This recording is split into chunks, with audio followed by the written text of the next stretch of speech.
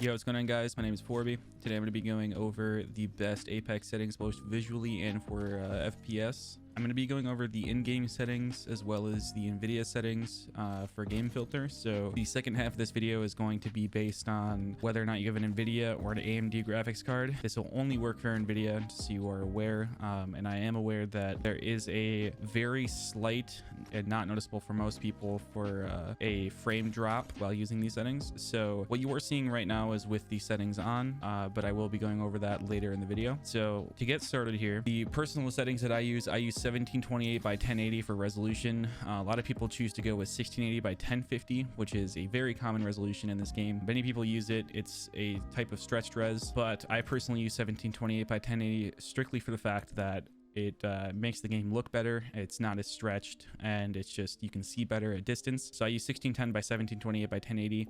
I keep my brightness at 50% due to the settings that I will show later in this video. Now, as for FOV ability scaling, this is kind of personal preference.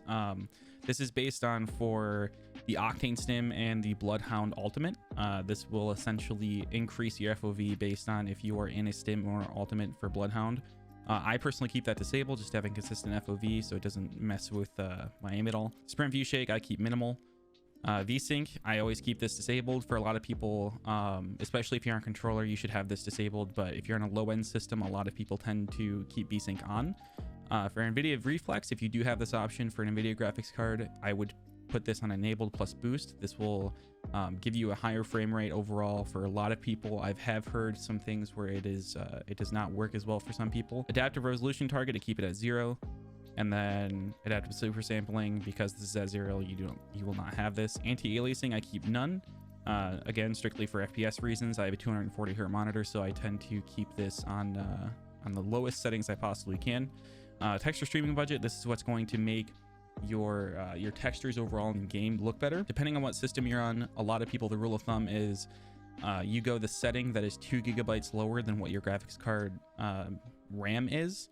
So for me personally, I would normally use very high, but as of lately, I've been going down to medium strictly for just to get higher FPS. As you can see, I have about 200 to 220 frames in game, which is very smooth for me. If we keep going down, the rest of the settings I keep on the lowest possible. So texture filtering bilinear, ambient occlusion quality disabled, sun shadow coverage low, sun shadow detail low, spot shadow detail disabled, volumetric lighting disabled, dynamic spot shadows disabled, model detail low, effects detail low, impact marks disabled, and ragdolls low. This is what is going to give you the best frame rate overall in Apex Legends. There are settings for NVIDIA control panel, which, like I said, I do have an NVIDIA graphics card, so it will vary based on what card you have. This video is specifically for an NVIDIA graphics card. I do not have an AMD card. I have never used one, therefore I cannot give you personal preference on that. For the game settings, you're going to want to hit whatever your keybind is to bring up the GeForce overlay, go to game filter, and then I'll start from the beginning here. You want to go to brightness contrast. You're going to want to put the exposure to 10%, the contrast to 35%, which would take a little second here. 36 will be fine. Highlights to -40, shadows to -80, and then gamma to -10. And then we are going to add color, and then sharpen, and then we'll go back to color in a second here. Go to sharpen, intensity 30, and then ignore film grain 15%. And then we'll go to color, and then we'll go to tint color 29%, tint intensity 24%, temperature 10 will work. And then vibrance, this is going to be based on whether or not you have a digital vibrance setting set for your monitor. So for a lot of people, I know they increase their digital vibrance. I personally have mine on 70%. So if you do not have digital vibrance adjusted to where it's at 50%, which is the default, I would recommend putting your vibrance up to about 74.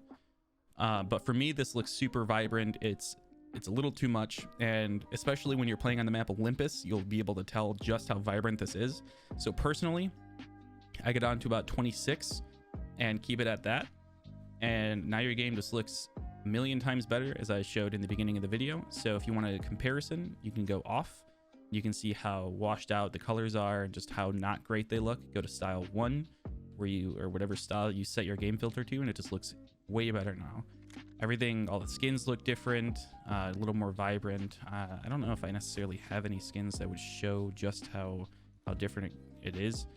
The armor here is a little more vibrant depending on what colorblind setting you have. That may vary. It just overall changes the just the look of everything. It's a little more aesthetically pleasing and less harsh on the eyes, I would say.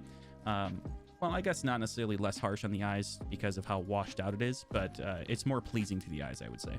So if we go on to the control panel settings for what I have personally. Now, if you go to your desktop, you can go to, I'm on personally Windows 11, so this may vary. If you're on Windows 10, you can just right click and go to NVIDIA control panel. But if you're on Windows 11, go to show more options and then NVIDIA control panel. And then once this opens up here, we can go into manage 3D settings. And this is where a lot of people can go to program settings and change it based on, you know, R5 Apex. But for me, I have image scaling off, ambient occlusion off, anisotropic filtering off, anti-aliasing off, gamma correction anti-aliasing on, anti-aliasing mode off, and then these two settings are automatically off. Background application max frame rate off, CUDA GPUs all, DSR factors off, DSR smoothness off, low latency mode off, max frame rate off, and then monitor technology G-Sync compatible, which this will vary based on what monitor you have. So I personally have a G-Sync monitor. I use the G-Sync compatibility, so enable for full screen mode. But if we go back to 3D settings here, multi-frame sampled AA off, OpenGL rendering, GPU auto select, which this will be, you know, if you have an SLI or multiple GPUs, it'll, you know, select which one you want. Mine's auto select, which I only have one, so it'll be my 2070 Super. Power management mode, prefer maximum performance. This will squeeze out as much performance out of your GPU as it can. Preferred refresh rate, highest available, which for me personally is 240 hertz on my monitor. Application controlled, I would not use this because it'll be based on what app you're using. So if there's a cap, say you're playing Overwatch and they cap it at 140 frames, which I don't believe they do, it'll be capped based on what the application will allow.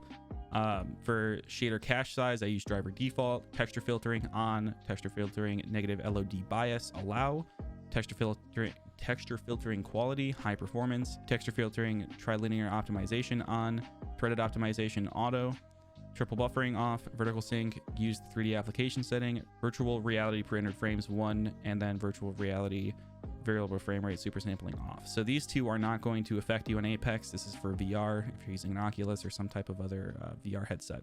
So these are going to be the best settings that I personally use. I get a pretty high frame rate in Apex and my game looks amazing. I do want to put a disclaimer and say that if you are streaming, these settings are not going to show on stream unless you are using display capture. So in this video, I was using display capture, but on stream personally, I use game capture for a better frame rate. It's a little bit less intensive. But I just want to say that, and this is also strictly, like I said, for NVIDIA GPUs. If you have an AMD GPU, this is not going to work. But if you guys enjoyed the video, make sure you leave a like and subscribe, and I will see you guys all later.